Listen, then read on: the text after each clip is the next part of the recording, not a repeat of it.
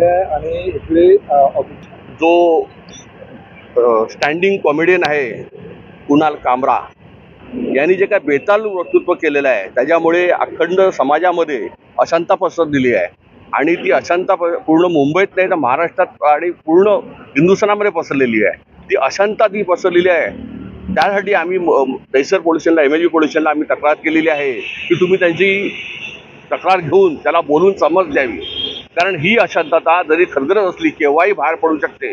कारण त्याचं जे काय वक्तृत्व आहे हे फार चुकीचं आहे की मी माफी मागणार नाही। अरे तू माफी मागू शकत नाही, तू एवढा मोठा माणूस झालास का तू की आमचे जे उपमुख्यमंत्री आहेत जे आज सगळ्या लाडक्या बहिणींचे आवडते आहेत आणि ज्या मुख्यमंत्र्यांना 2.5 वर्षाच्या कार्यभारामध्ये लोकांनी अक्षरशः डोक्यावर उचलून घेतलं आणि त्यांचं सगळं चांगलं असताना तुम्ही त्याच्यावरती विडंबन कविता करावी। तू म्हणतोस की नाव नाही घेतलं म्हणून, अरे आम्ही गद्दार नाही तर खुद्दार आहेत, लक्षात ठेवा।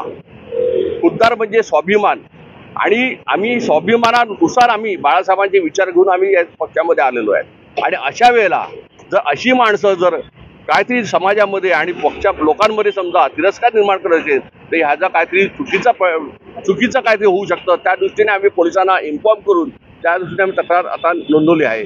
काली आम्ही खार तिथे जाऊन त्याचा जोडो मारो हा आम्ही त्याचा केलं होतं। हा कामरा जर सापडला तर आमची महिला आघाडी त्यांना सोडणार नाही।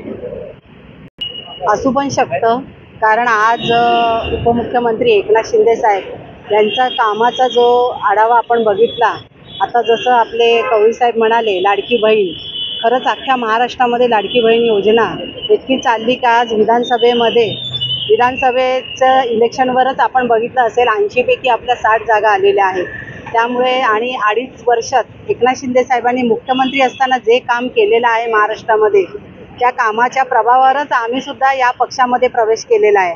आणि आज एकनाथ शिंदे साहेबांचं काम बघून आम्ही सगळेजण जनतेला हेच सांगतो का आज साहेबांचं नाव इतकं चांगलं असताना सुद्धा हा व्यक्ती जो आलेला आहे कुणाल कामरा, त्यांनी आज हे जे वक्तव्य केलेलं आहे तर त्याची त्यांनी माफी मागावी।